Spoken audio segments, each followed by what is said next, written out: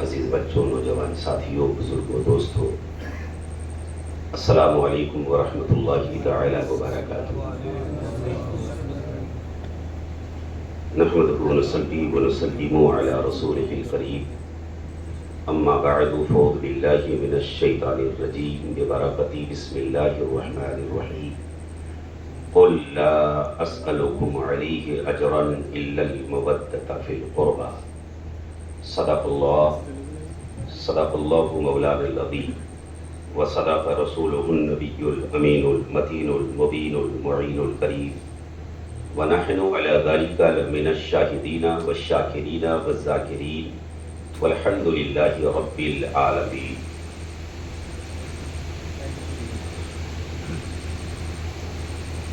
یہ شب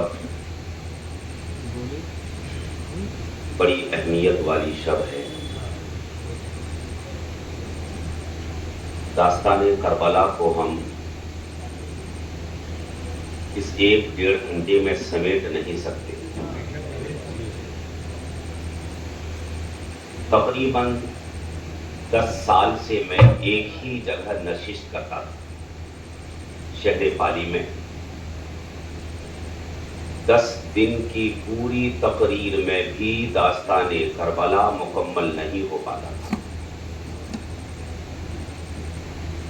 ہندوستان کے مختلف جگہوں پر 10 دن کا پروگرام لگاتار ایک ہی محفل میں، مگر میں کوشش کروں گا کہ کچھ اہم پہلو پر گفتگو ڈالیں اور اس کو اختتام تک پہنچانے کی کوشش کروں، اس لیے کہ ہم ایسی بارگاہ میں حاضری کی سعادت حاصل کر رہے ہیں جس بارگاہ کو مصطفیٰ جان رحمت سے قربت ہے۔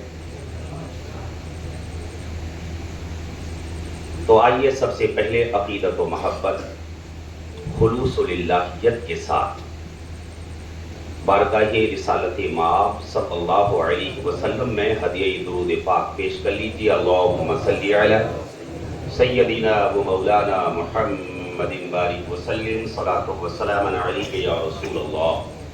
کونین میں بلند ہے رتبہ حسین کا، کونین میں بلند ہے رتبہ حسین کا، فرش زمیں سے عرش تک شہرا حسین کا، بے مثل ہے جہاں میں کنبہ حسین کا، بے مثل ہے جہاں میں کنبہ حسین کا، ارے سلطان دو جہاں ہے نانا حسین کا، سلطان دو جہاں ہے نانا حسین کا۔ اور امام عالی مقام، جن کی عظمت، جن کی رفعت اور جس گھر والے کی طہارت کا ذکر خود قرآن کر رہا ہو، اس خاندان کا عالم کیا ہوگا۔ اللہ نے فرمایا قل، اے میرے محبوب آپ دنیا والوں سے کہہ دو، لا اسألکم علیہ اجرا، میں اس پر قیمت نہیں مانگتا، بدلہ نہیں مانگتا، اس کا معاوضہ نہیں مانگتا۔ دل کی دنیا نے پوچھا یا اللہ کس چیز کا بدلہ، تو رب پاک کی ربوبیت نے بڑھ کر جواب دیا، اے دنیا والو تمہیں جو کچھ ملا ہے وہ مصطفیٰ ہی کے صدقے میں ملا ہے۔ ہاتھوں میں حرکت ہے تو مصطفیٰ کا صدقہ ہے، پیروں میں طاقت ہے مصطفیٰ کا صدقہ ہے، زبان میں بولی ہے مصطفیٰ کا صدقہ ہے، آنکھوں میں روشنی ہے مصطفیٰ کا صدقہ ہے، رہنے کو مکان ہے مصطفیٰ کا صدقہ ہے، کاروبار کو دکان ہے مصطفیٰ کا صدقہ ہے، پڑھنے کو قرآن ہے تو مصطفیٰ کا صدقہ ہے، رحمان کی پہچان ہے تو مصطفیٰ کا صدقہ ہے۔ ہم سب کے پاس جو ایمان ہے وہ مصطفیٰ کا صدقہ ہے۔ اللہ نے کہا یہ ساری کائنات مصطفیٰ کے صدقے میں بنی ہے، تو اے میرے محبوب کہہ دو اس کا بدلہ نہیں چاہیے، قیمت نہیں چاہیے، اس کا معاوضہ نہیں چاہیے، اور تم دو گے ہی کیا، میں تو ساری دنیا کو دینے کے لیے آیا ہوں۔ اللہ نے تو مجھے مالک و مختار بنا کر بھیجا ہے کہ خالق کل نے آپ کو مالک کل بنا دیا، دونوں جہاں ہیں آپ کے قبض و اختیار میں۔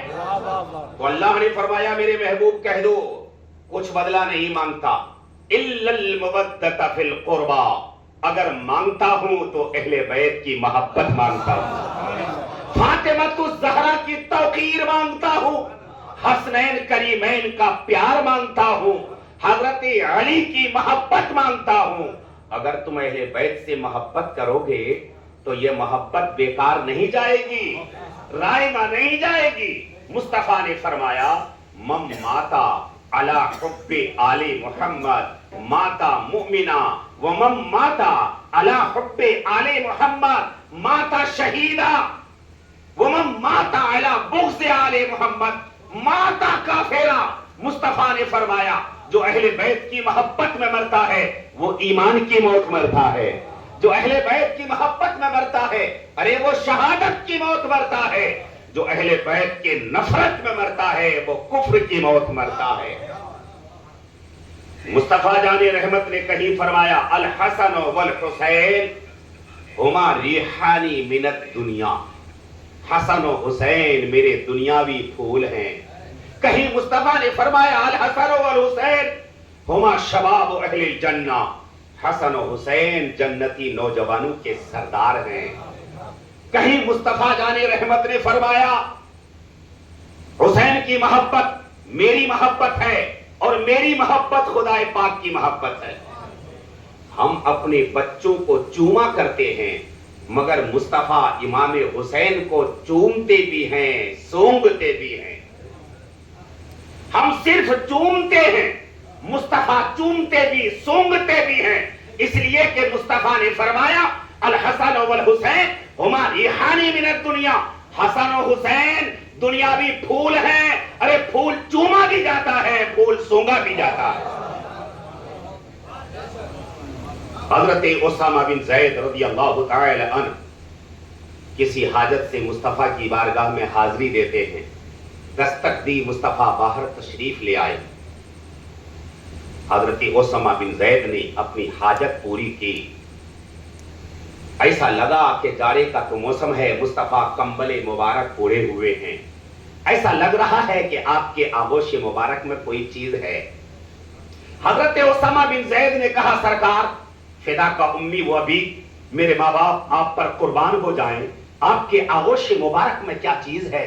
مصطفیٰ نے گوشے کو ہٹایا، کیا دیکھا ایک طرف امام حسن تشریف فرما ہے، دوسری طرف امام حسین تشریف فرما ہے، اور مصطفیٰ نے فرمایا اللہم انی احبہما فاحبہما واحب من یحبہما، اے اللہ میں ان دونوں سے بے پناہ پیار کرتا ہوں، اے رب تو بھی محبت فرما اور ان سے بھی محبت فرما جو ان سے محبت کرنے والے ہوں، ان سے بھی محبت فرما جو حسنین سے محبت کرنے والے ہوں۔ پتا چلا حسن و حسین کی محبت مصطفیٰ کی محبت ہے، مصطفیٰ کی محبت خدائے پاک کی محبت ہے۔ کربلا میں جو ظلم و زیادتی کا پہاڑ توڑا گیا، دنیا نے دیکھا ارے حسین کا رونا جانوروں کو بھی گوارا نہیں۔ ایک صحابی رسول نے ہرنی کا بچہ مصطفیٰ کی بارگاہ میں تحفے کے طور پر ہاتھ پیش کیا، مصطفیٰ نے اس بچے کو قبول فرما کر حضرت امام حسن کو دے دیا۔ حضرت امام حسن اس ہرنی کے بچے کو لے کر کھیلتے کھیلتے گھر سے باہر نکلے۔ امام حسین نے دیکھا تو دیکھ کر کہا بھائی جان یہ بچہ مجھے دے دو۔ حضرت امام حسن نے کہا مجھے تو میرے نانا جان نے دیا ہے، آپ بھی جاؤ نانا سے لے آؤ۔ معلوم تھا حضرت امام حسن کو کوئی بچہ اور نہیں ہے اور میرے نانا شکاری بھی نہیں ہے، مگر ان کا یقین تھا کہ اگرچہ کوئی بچہ نہ صحیح، اگر نانا جان اشارہ کر دیں گے جنگلی کی طرف، اشارہ کر دیں جنگل کی طرف، تو ہر ہرنیا اپنی آغوش میں اپنے بچوں کو لے کر حاضر ہو جائیں۔ حضرت امام حسین مصطفیٰ کی بارگاہ میں پہنچے، عرض کرنے لگے نانا آپ نے حسن کو جو بھائی جان کو جو بچہ دیا ہے مجھے بھی ہرنی کا بچہ چاہیے، مجھے بھی ہرنی کا بچہ چاہیے۔ ضد کرتے کرتے قریب تھے کہ حضرت امام حسین رو پڑتے، مگر کیا دیکھا جنگل کی طرف سے ایک ہرنی اپنے سینے سے ایک بچے کو لگا کر دوڑتی بھاگتی مصطفیٰ کے قدموں میں آتی ہے، بچے کو پیش کر کے کہتی ہے سرکار پہلا والا بچہ بھی میرا ہی ہے، یہ دوسرا بچہ لے کر حاضر ہوئی ہوں، اے آقا مجھے اپنے بچے کی جدائی برداشت ہے مگر حسین کا رونا برداشت نہیں ہے، حسین کا رونا مجھ سے برداشت نہیں ہے۔ جنگل کے جانور بھی مصطفیٰ کے رونے کو برداشت نہ کی۔ حضرت ام الفضل مصطفیٰ کی پھوپھی حضرت امام حسن امام حسین رضی اللہ تعالی عنہما کو محبت کرتے ہوئے دیکھا، اور ایک بار کیا دیکھا کہ ایک طرف حضرت امام حسین ہیں، ایک طرف حضرت ابراہیم ہیں، ایک طرف نواسے ہیں، ایک طرف بیٹے ہیں، دونوں سے محبت کر رہے ہیں۔ اچانک مصطفیٰ جان رحمت کی آنکھیں اشکبار ہوئی۔ حضرت ام الفضل نے پوچھا سرکار آپ کو کس چیز نے رلا دیا؟ مصطفیٰ نے فرمایا جبریل امین آئے تھے، کہہ رہے تھے آپ محبت کر رہے ہیں امام حسین سے، کل کربلا کے میدان میں آپ کی امت، آپ کے چہیتے، آپ کے پیارے، آپ کے لاڈلے حسین کو شہید کر دے گی۔ پھر مصطفیٰ نے فرمایا مجھے کربلا کی خاک لا کر دی گئی ہے۔ حضرت ام الفضل کہتی ہیں کہ میں نے اس خاک کو شیشی میں بھر کر رکھ لیا۔ تاریخ بتاتی ہے کہ کربلا کے دن وہی خاک، وہی مٹی خون آلود ہو گئی، سرخ ہو گئی۔ مصطفیٰ صلی اللہ تعالی علیہ وسلم کو معلوم تھا کربلا کا منظر ہوگا، مگر یہ امام عالی مقام کے لیے امتحان تھا۔ امتحان میں کسی طرح کی مدد نہیں چلتی۔ امتحان، جتنی بڑی ذات اتنا بڑا امتحان، جتنی بڑی شخصیت اتنا بڑا امتحان، جتنا بڑا مقام اتنا بڑا امتحان۔ کبھی بھی 12ویں کے بچے سے 5ویں کا سوال پیش نہیں کیا جاتا۔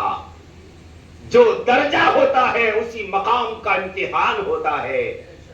صحابیت، ولایت، قطبیت، غوثیت، ابدالیت اللہ نے ان تمام منازل پہ فائز کر دیا تو شہادت ہی رہ گئی تھی، اور وہ بھی ٹاپ کلاس کی، اعلیٰ کلاس کی۔ اس لیے مصطفیٰ جان رحمت نے ٹلنے کی دعا نہیں کی، مصطفیٰ نے ثابت قدمی کی دعا فرمائی۔ حضرت فاطمہ الزہرا کو معلوم تھا میدان کربلا میں میرا چہیتا شہید ہوگا، ٹلنے کی دعا نہیں کی، ثابت قدمی کی دعا کی، استقامت کی دعا کی۔ حضرت امام حسین ہیں، حضرت ابراہیم ہیں، جبریل امین آئے اور بولے سرکار آپ دونوں میں سے کسی کو چن لیں، ایک سے محبت کریں آپ۔ جبریل امین بولے کہ اللہ کا حکم ہے کہ آپ ایک ہی سے محبت کریں گے، دونوں میں سے جس کو آپ چاہیں چن لیں۔ مصطفیٰ نے امام حسین کو چن لیا۔ حضرت ابراہیم کا وصال ہو گیا، کفار و مشرکین مذاق بنانے لگے، استہزاء کرنے لگے، اس لیے کہ اس دور میں بھی جس کے بیٹے نہ ہوتے تھے، جن کی نسل ختم ہو جاتی تھی، ان کو ابتر کہا جاتا۔ نسل ختم ہو گئی، سلسلہ ختم ہو گیا۔ ابو جہل مذاق بنا کر گلی گلی میں آواز لگانے لگا کہ محمد عربی جو اپنے آپ کو اللہ کا محبوب سمجھتے ہیں، اب ان کی نسل ختم ہو گئی، سلسلہ ختم، حسب و نسب ختم، اب اولاد کا معاملہ چلے گا کیسے؟ لوگوں کے طعنے سن کر مصطفیٰ کی آنکھیں اشکبار ہوئی۔ رب پاک کو کیا گوارا ہو، کیسے گوارا کہ میرا محبوب روئے؟ رب نے جبریل امین کو بھیجا جا کر میرے محبوب سے کہہ دو بیٹا دینے والا میں، بیٹا لینے والا میں، بیٹی دینے والا میں، بیٹی لینے والا میں، حسب چلانے والا میں، حسب ختم کرنے والا میں، نسل چلانے والا میں، نسل کو باقی رکھنے والا میں، اولاد کا سلسلہ جاری کرنے والا میں، سلسلے کو ختم کرنے والا میں۔ اے میرے محبوب ان سے کہہ دو کہ ساری دنیا کی نسل چلتی ہے بیٹوں سے، آپ کی نسل بیٹی فاطمہ سے چل جائے گی، آپ کی نسل بیٹی فاطمہ تو زہرا سے چل جائے گی، اور قرآن کی سورت نازل ہوئی انا اعطیناک الکوثر فصل لربک وانحر ان شانئک هو الابتر۔ بے پناہ مصطفیٰ جان رحمت نے محبت کی امام حسین سے، سجدہ لمبا کر دیا، خطبہ کو روک دیا، کندھے پہ بیٹھا کر سواری کرائی، مگر امام حسین نے بھی نانا کا حق ادا کر دیا۔ حق و صداقت کی سربلندی کے لیے، حدود اللہ کے تحفظ کے لیے، حقانیت کی حفاظت و بقا کے لیے امام نے وہ سجدہ کیا کہ سجدے میں سر جاتے تو سب نے دیکھا، اٹھتے کسی نے نہیں دیکھا۔ دشت والا کو عرش کا سینہ بنا دیا، جنگل کو مصطفیٰ کا مدینہ بنا دیا، ہر ذرے کو نجف کا نگینہ بنا دیا، تو نے حسین مرنے کو جینا بنا دیا۔ اور جو دہتی آگ کے بستر پہ سویا وہ حسین، جو جواں بیٹے کی میت پہ نہ رویا وہ حسین۔ امام عالی مقام کی شہادت قضائے مبرم تھی۔ یزید پلید تخت نشیں ہوا، اس نے سوچا اگر حسین نے بیعت کر لی تو اب کوئی نہیں بچے گا جو میری بیعت نہ کرے۔ حکم نامہ بھیجا، مروان کو مدینے کا گورنر متعین کیا، اور حکم نامہ بھیجا کہ حسین سے کہہ دو میری بیعت کر لیں ور نہیں تو جنگ کو تیار ہو جائیں۔ مروان کے پاس حکم نامہ پہنچا، گورنر ہاؤس میں امام عالی مقام کو بلایا گیا۔ مروان نے کہا دیکھو یہ حکم نامہ ہے، یا تو آپ یزید کی بیعت تسلیم کریں یا لڑنے کو تیار ہو جائیں۔ امام عالی مقام نے فرمایا اے مروان تمہیں شرم نہیں آتی؟ بند کمرے میں یزید کی بیعت تسلیم کروں گا؟ میں کوئی عام آدمی ہوں، میں نبی کا نواسا ہوں۔ یاد رکھ یہ وہ ہاتھ ہے جس کو ید اللہ والے ہاتھوں نے چوما ہے، یہ وہ پیشانی ہے جس کو مصطفیٰ نے خود چوما ہے، میں وہ ہوں جس کو مصطفیٰ نے فرمایا ہے حسن حسین، حسن حسین جنت کے جوانوں کے سردار، اور حسین مجھ سے ہے میں حسین سے ہوں۔ میں خفیہ طور پر بیعت تسلیم کر لوں؟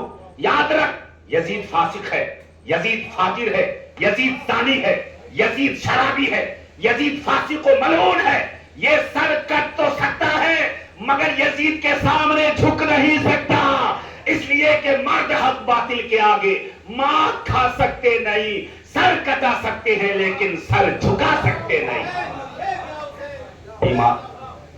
امام عالی مقام نے فرمایا یاد رکھ میں کوئی عام نہیں ہوں۔ ادھر سے اصرار، ادھر سے انکار، ادھر سے ضد، ادھر سے انکار، ادھر سے بار بار دباؤ۔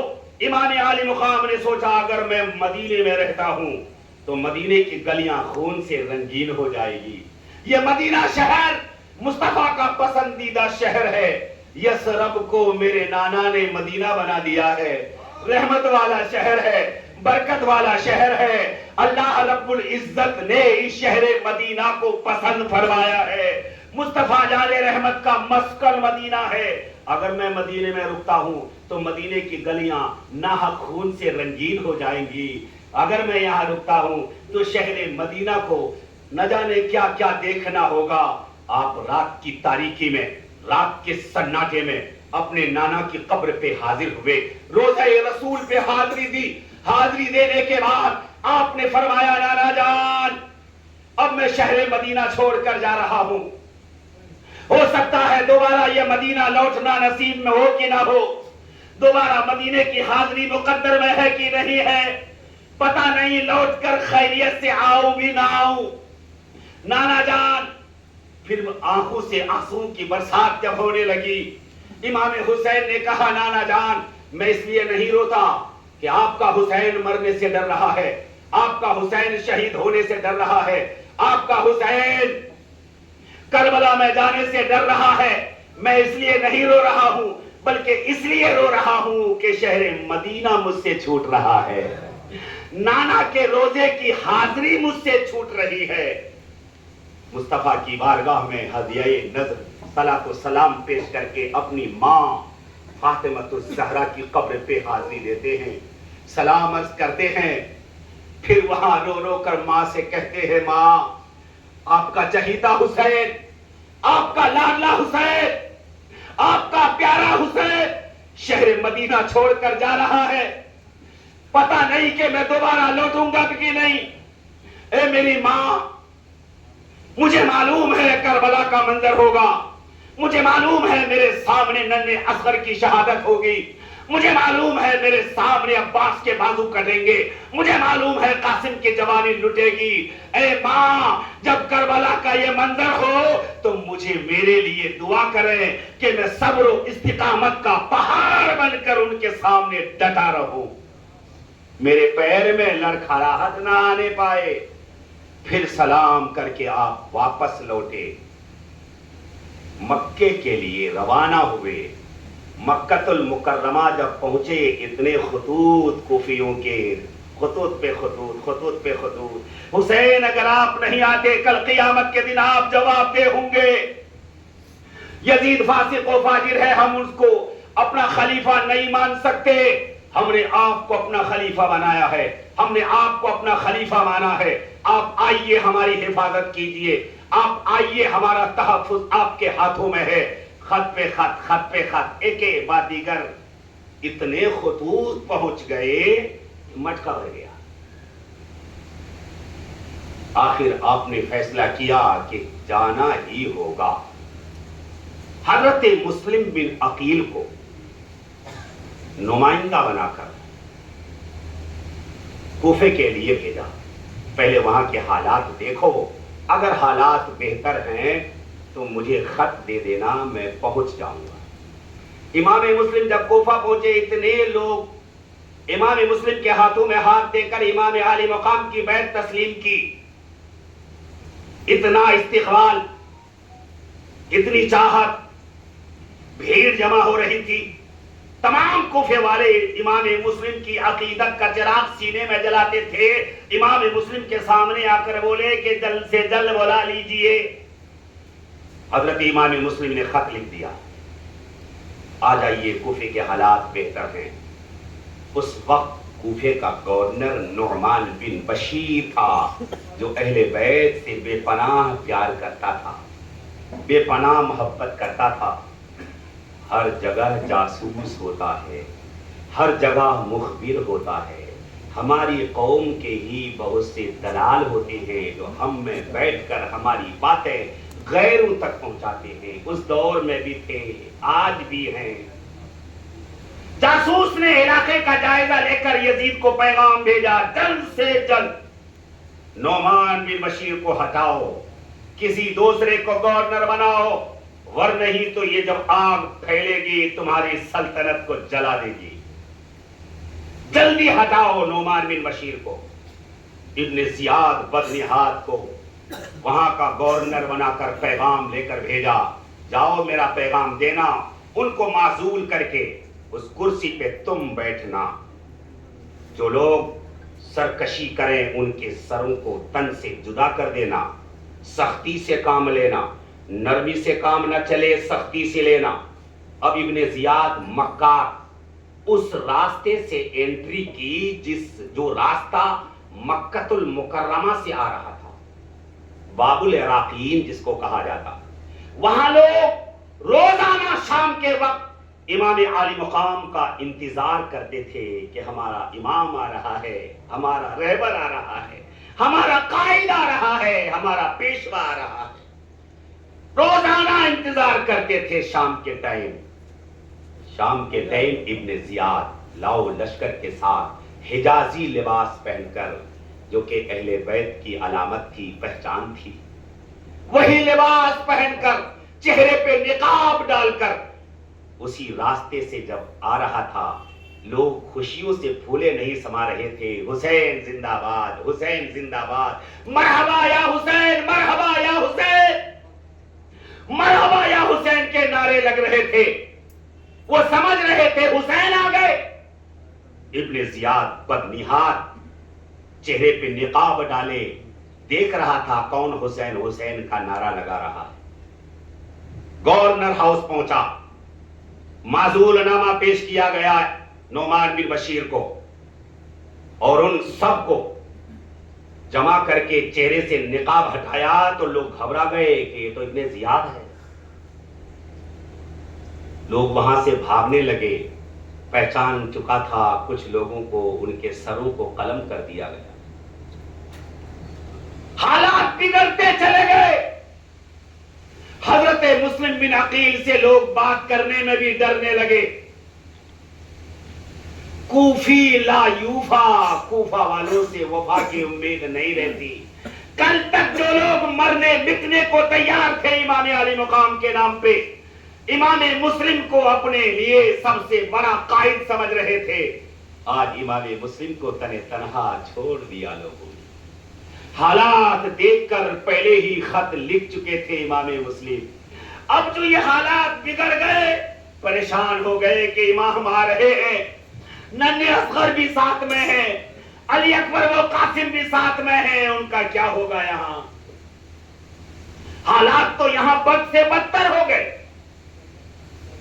افسوس کرنے لگے، مگر ابن زیاد بدنہاد نے امام مسلم کو گرفتار کروا لیا گیا، اور حر کو، حضرت حر کو امام عالی مقام کے دیکھ ریکھ کے لیے کہ وہ نہ تو کوفہ آئیں نہ واپس مدینہ جائیں، جانے بھی مت دینا، ادھر آنے بھی مت دینا، کہیں چٹیل میدان میں، ریگستان میں جہاں دور دور تک پانی کا نام و نشان نہ ہو وہاں خیمے گڑوانا۔ اور اپنی فوج کے ساتھ امام عالی مقام کے لیے روانہ ہو گئے۔ امام عالی مقام سے ملاقات ہوئی، ساتھ ساتھ حر اپنی فوج کے ساتھ، ساتھ ساتھ حر فوج کے ساتھ۔ امام عالی مقام نے کہا، حر تم میرے ساتھ کیوں جا رہے ہو؟ کیا مطلب ہے یہ؟ کہا گیا، میں ابن زیاد کا بھیجا ہوا ہوں، میرے لیے حکم ہے کہ آپ کوفہ نہیں جائیں گے۔ اچھا، آپ واپس بھی نہیں جائیں گے؟ کہا اچھا۔ امام عالی مقام سمجھ گئے آخر کوفے سے روکا کیوں جا رہا ہے۔ جب حالات بگڑے، ظہر کا ٹائم ہوا، آذان دی گئی، نماز ہوئی، امام عالی مقام نے فرمایا، حر میری اقتداء میں نماز پڑھو گے یا الگ جماعت کرو گے؟ حر نے کہا، سرکار آپ کے رہتے ہوئے ہم الگ جماعت کیسے کر سکتے ہیں، آپ ہی کی اقتداء میں پڑھیں گے، ہم آپ ہی کے ساتھ پڑھیں گے نماز۔ ظہر کی نماز، عصر کی نماز، مغرب کی نماز نبی کی چہیتے کی اقتداء میں، نبی کے لاڈلے کی اقتداء میں۔ رات کا سناٹا ہوا، خیمے گڑ گئے۔ رات کے سناٹے میں امام عالی مقام نے اپنے گھر والوں اور اپنے ساتھ آنے والے جانے ساروں سے کہا، اے لوگو، اب حالات بہتر نہیں ہیں، یزید میرے خون کا پیاسا ہے، ایسا کرو کہ تم یہاں سے واپس چلے جاؤ، تمہارے جانے پہ کوئی روک ٹوک نہیں ہے، تمہیں کوئی روکے گا نہیں، تمہیں کوئی ٹوکے گا نہیں، اگر نہیں ہو تو حر سے پوچھ لو، یزید صرف میری بیعت چاہتا ہے، کسی سے کوئی سروکار نہیں ہے، اگر تم لوگ جانا چاہو تو یہاں سے چلے جاؤ۔ پھر کچھ دیر کے لیے آپ نے چراغ کو بجھا دیا، اندھیرا کر دیا کہ اگر روشنی میں شرما رہے ہو، میرے چہرے کو دیکھ کر تمہیں شرم آ رہی ہے، میرے سامنے اگر تم شرما رہے ہو تو تم اپنی جان کی حفاظت کر لو، میں چراغ گل کر دیتا ہوں، تم لوگ اپنا راستہ ناپو، اپنے اپنے گھروں کو چلے جاؤ۔ خدا کی قسم، کچھ لمحہ اندھیرا رہنے کے بعد، کچھ دیر کے بعد جب چراغ کو روشن کیا گیا تو وہ لوگ وہاں سے جاتے کیا 1 انچ بھی وہاں سے ہٹے نہیں تھے، اور کہہ رہے تھے، حسین کیا ہم آپ کو تنہا یہاں چھوڑ کر چلے جائیں گے؟ آپ کے نانا کے سامنے ہم منہ کیا دکھائیں گے؟ آپ کی حفاظت کے لیے، آپ کے تحفظ کے لیے ہم اپنے خون کا آخری قطرہ بہا دیں گے، مگر ہم اپنی نظروں کے سامنے آپ کو شہید ہونے نہیں دیں گے۔ آپ سمجھتے ہیں کہ ہم آپ کو یہاں تنہا چھوڑ کر چلے جائیں گے؟ ہرگز ہرگز ایسا نہیں ہو سکتا۔ آخر کار امام عالی مقام نے 10ویں تاریخ کو حر سے کہا، ایسا کرو، میرا معاملہ یزید سے ہے، ڈائریکٹ ملا دو، یا پھر کوفے والوں نے جو بھیجا ہے، خطوط جو بھیجے ہیں۔ حضرت حر نے کہا بار بار آپ خط کا ذکر کرتے ہیں، یہ کیا چکر ہے؟ امام نے فرمایا حر میں خود نہیں آیا ہوں۔